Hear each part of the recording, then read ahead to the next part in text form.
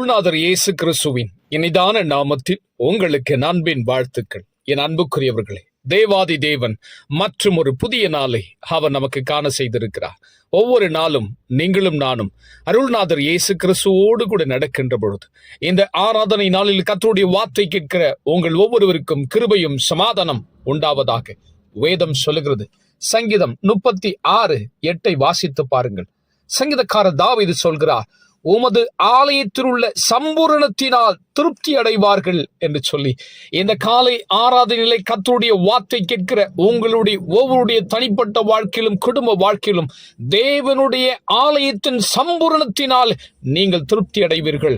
இன்றைக்கு கூட கர்த்தருடைய வார்த்தையை கர்த்தருடைய வீட்டிலிருந்து கேட்கிற ஒவ்வொருடைய வாழ்க்கையிலும் தேவனுடைய ஆலயத்தில் வருகிற ஆசீர்வாதத்தினாலே நீங்கள் திருப்தி அடைவீர்கள். உங்கள் தனிப்பட்ட வாழ்க்கையிலே, குடும்ப வாழ்க்கையிலே, வேலையிலே, தொழில், வியாபாரத்தில், உங்கள் பிள்ளைகளுடைய ஒவ்வொருடைய வாழ்க்கையிலும் கர்த்தருடைய ஆலயத்திலிருந்து வருகிற சம்பூர்ணத்தினாலே இந்த 2025 ஆண்டிலே திருப்தி அடைவீர்கள்.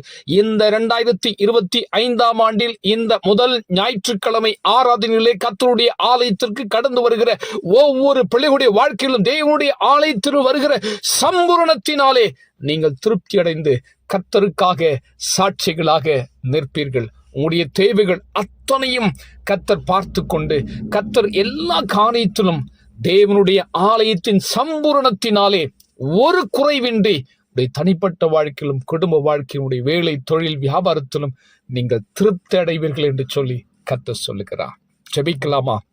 பரிசுத்தமுள்ள என் பரம பிதாவே, இந்த மகிமையான இந்த நேரத்திற்காக உமக்கு ஸ்தோத்திரம். இந்த காலை நம்முடைய வார்த்தைகளை கேட்கிற ஒவ்வொரு பிள்ளைகளுடைய வாழ்க்கையிலும் ஆண்டவரே உம்முடைய ஆலயத்தில் வருகிற சம்பூரணத்தினாலே அவர்கள் திருப்தி அடையும்படி செய்யுங்க. ஒவ்வொருடைய தனிப்பட்ட வாழ்க்கையிலும் குடும்ப வாழ்க்கையிலும் அவங்க செய்கிற வேலை, தொழில், வியாபாரத்தில் படிக்கின்ற ஒவ்வொரு பிள்ளைகளுடைய வாழ்க்கையிலும் உம்முடைய ஆலயத்தில் வருகிற சம்பூரணத்தினாலே திருப்தி அடைய வேண்டுமா நான் ஜெபிக்கின்ற. இன்றைக்கு கர்த்தருடைய வார்த்தையை கேட்கிற ஒவ்வொருடைய வாழ்க்கையில ஒரு திருப்தியை பார்க்கும்படி கர்த்தர் உதவி செய்திருக்க வேண்டுமா நான் ஜெபிக்கிறேன். இன்றைக்கு தேசம் முழுவதும் நடக்கிற ஒவ்வொரு ஆராதனையிலும் கலந்து கொள்கிற ஒவ்வொருடைய மக்களுடைய வாழ்க்கையிலும் உம்முடைய ஆலயத்தில் வருகிற சம்பூரணத்தினாலே அவர்கள் திருப்தி அடையட்டும். அப்படி செய்ய போவதற்காக நன்றி, கோடாகோடி நன்றி சுவாமி.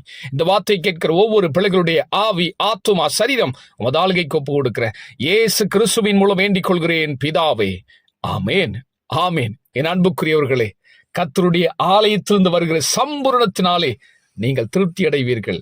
God bless you.